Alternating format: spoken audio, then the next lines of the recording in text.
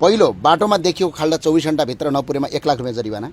traffic बत्ती बिग्रेको अवस्था नबनाएमा 1 लाख रुपैयाँ जरिवाना, ट्राफिक प्रहरीले रुखो व्यवहार गरेमा 50,000 जरिवाना, राति सडकमा बत्ती बिग्रिएर नबलेमा 50,000 जरिवाना, ट्रायल पास भएको 7 दिनभित्र लाइसेन्स नदिएमा 1 लाख जरिवाना, आकाशे पानी जम्मा भई सडक डुबाएमा 5 लाख जरिवाना, अहिले पुरै सडक डुबिराखेको छ, बाटोमा खाल्डो वा पानी जमेर सवारी दुर्घटना भएमा 20 लाख जरिवाना, फुटपाथमा हिँड्ने ठाउँ राम्ररी नछुटाएमा 50,000 जरिवाना, साइकल लेन नबनाएमा 1 लाख जरिवाना, कागजात प्रक्रिया अनलाइन पारदर्शिता नभएमा 1 लाख जरिवाना, सडकको लेन र मार्किङ स्पष्ट नभएमा 50,000 जरिवाना, एम्बुलेन्सलाई बाटो दिने प्रणाली नबनाएमा 2 लाख जरिवाना, राजमार्गका हरेक 75 किलोमिटरमा पार्किङ सहितको सार्वजनिक शौचालय नबनाएमा 1 लाख जरिवाना र प्राप्त सुरक्षा नभएका कारण सवारी चोरी भएमा 10 लाख जरिवाना र गुणस्तरीय सडक र सवारी दुर्घटना भएर कसैको ज्यान र मृत्यु गएमा सम्बन्धित सरकार र सम्बन्धित निकाय र सम्बन्धित जुन ठेकेदार कम्पनीलाई ज्यान मान्ने उद्योगमा